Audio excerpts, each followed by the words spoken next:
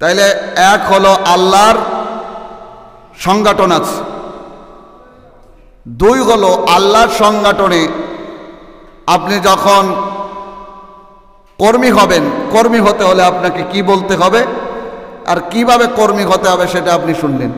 3 number, কর্মী হওয়ার পরে ওই সংগঠনের পক্ষ থেকে আপনার জন্য একটা বুকস, একটা গাইড দেওয়া হয়েছে যে এই সংগঠনের শুরু থেকে শেষ পর্যন্ত তুমি কেমন করে চলবে।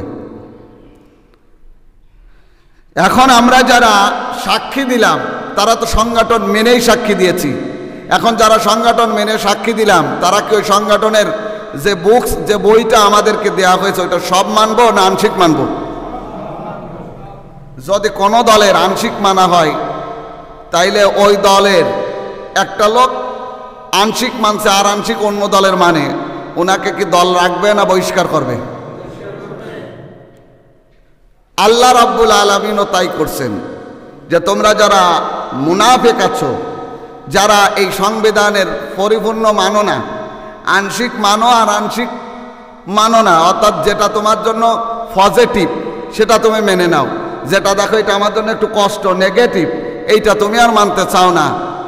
তার কারণে আল্লাহ বলছে আমানুদখুলু ফিস-সিলমি কাফা, তুমি তো পরিপূর্ণ কর্মী হওয়া দরকার ছিল, তুমি তো পরিপূর্ণ কর্মী হও নাই। আর পরিপূর্ণ কর্মী না হলে সে কর্মীরও নাম আল্লাহর কাছে আছে কিনা? নাই।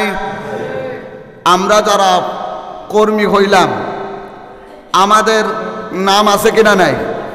আমরা কর্মী হওয়ার সঙ্গে সঙ্গে আল্লাহ আমাদের নাম দিলেন বিশ্বাসী, মুমিন, নাম দিলেন কি?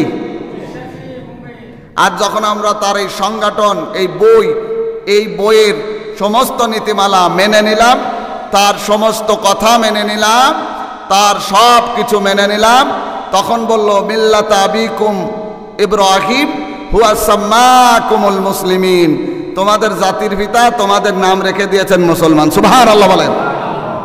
এই নামগুলো দিয়েছেন কে? না মসজিদের ইমাম সাহেব?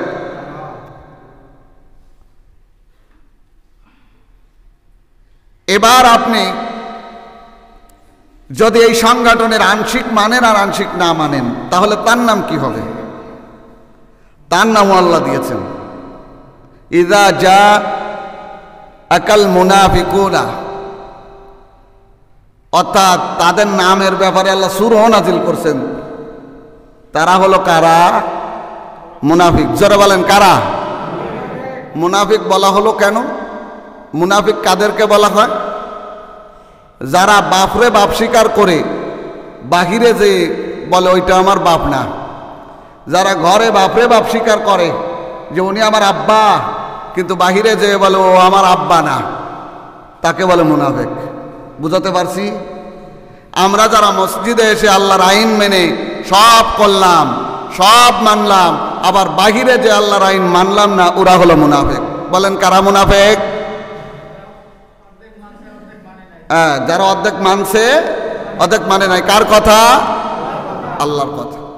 এখন আমি আপনি যারা আছি, আমরা যদি কোনো দল না করি বাংলাদেশের, তাইলে ওই দল আমাদের কিছু করতে পারবে না। কারণ এটা একটা দল হিসেবে, দেশ হিসেবে সংবিধানের একটি নীতিমালা আছে। কিন্তু আমরা যেই দুনিয়াতে আছি, এই দুনিয়ার যেই সংগঠনের কথা বলতেছি, এই সংগঠন না মানলে আপনার কোনো উপায় নাই। এই সংগঠন না মানলে আপনার কি নাই? কি এমন উপায় নাই? কারণ এই সংগঠনের যিনি, তিনি বলতেছেন শোনো, তোমারে রিজিক দিয়ে আমি, তোমারে হায়াত দিয়ে আমি, তোমার দুনিয়ার চলাফেরার একটা বয়স সব লিমিটেশন করে দিয়েছি আমি, তোমার জীবনে তুমি যা হবা তা করে দিয়েছি আমি, তোমার জীবনের সব কিছু দিয়েছি আমি, মৃত্যুও দেব আমি। এজন্য আমার সংবিধান করা ছাড়া বাঁচার উপায়। এখন আমরা যারা আছি, এইবার আমরা আরো সুন্দর ক্লিয়ার হয়ে যাব।